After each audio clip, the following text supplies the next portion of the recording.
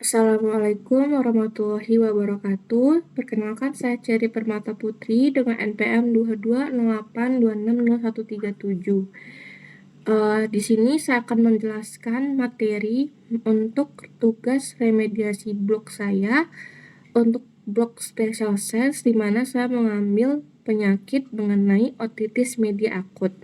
Seperti yang kita ketahui bahwasanya otitis media akut ini merupakan penyakit infeksi pada telinga tengah yang disebabkan karena adanya bakteri. Walaupun otitis media akut ini sering terjadi pada anak-anak usia 6 bulan hingga 3 tahun, tapi juga dapat terjadi pada orang dewasa.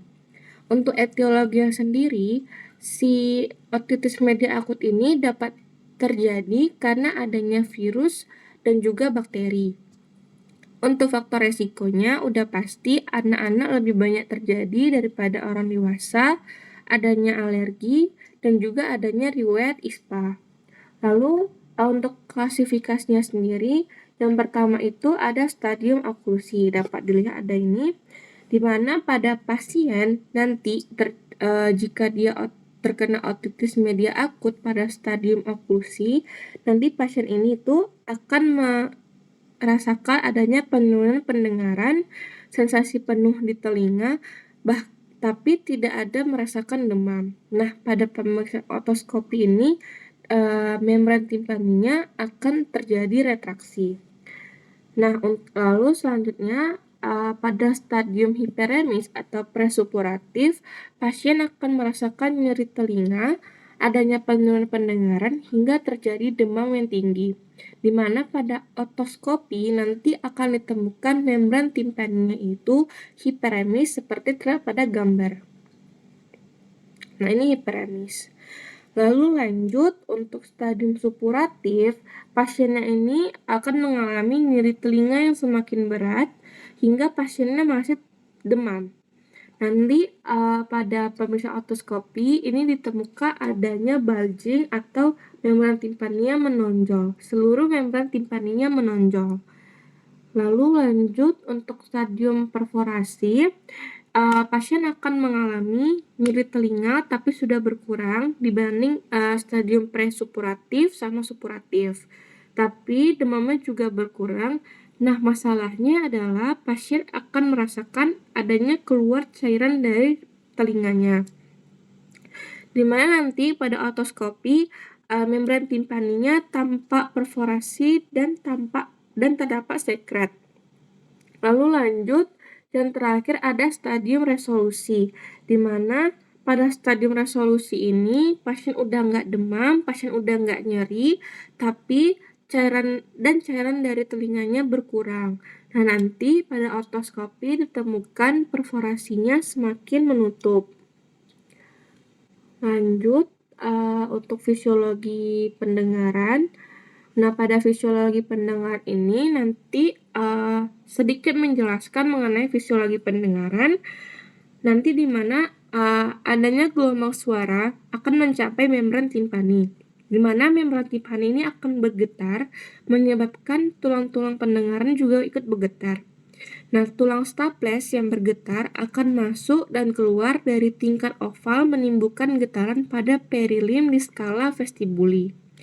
Untuk diagnosanya sendiri, pada pemeriksaan fisiknya nanti ditemukan adanya retraksi atau menonjol untuk konturnya.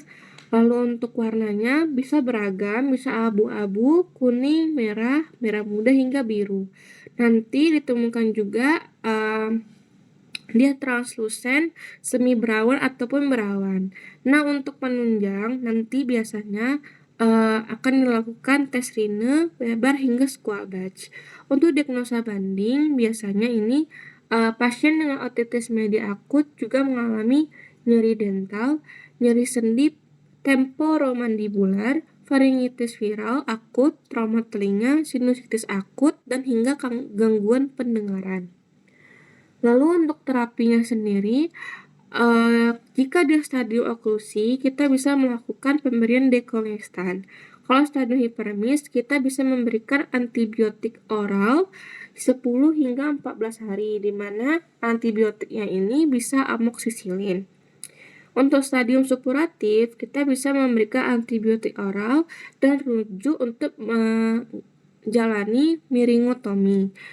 Untuk stadium perforasi, kita bisa memberikan ofloxacin 2x1 sebanyak 5 hingga 10 tetes dalam waktu 2 minggu. Dan untuk stadium resolusi, kita cukup mengobservasi saja. Untuk komplikasi itu bisa terjadi terkumpulnya cairan di dalam telinga yang dapat mengakibatkan kurang pendengaran yang akhirnya mengganggu proses bicara jika pada anak. Untuk pencegahan terhadap OMA sangat penting mengingat rekurensi dan komplikasi umum terjadi akibat penyakit ini.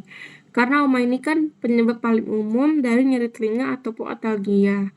Selain itu, edukasinya adalah memastikan anak mendapatkan vaksinasi lengkap dan rutin, mengedukasi ibu untuk memberikan ASI eksklusif bayi selama 6 bulan, dilanjutkan hingga usia bayi setidaknya 12 bulan, menghentikan penggunaan DOT pada bayi, terutama pada posisi terlungkup, menjauhkan anak dari paparan asap rokok ataupun polusi udara. Bisa dilihat di sini untuk gambaran otitis media. Telinga yang mengalami otitis media dan telinga yang normal. Lalu untuk referensinya yang saya pakai ada 10. Ini referensi nomor 1 hingga nomor 5. Dan ini adalah referensi nomor 6 hingga nomor 10. Mungkin itu saja yang dapat saya jelaskan mengenai otitis media akut pada Blok Special Sense. Lebih dan kurang saya mohon maaf. Kepada Allah saya mohon ampun.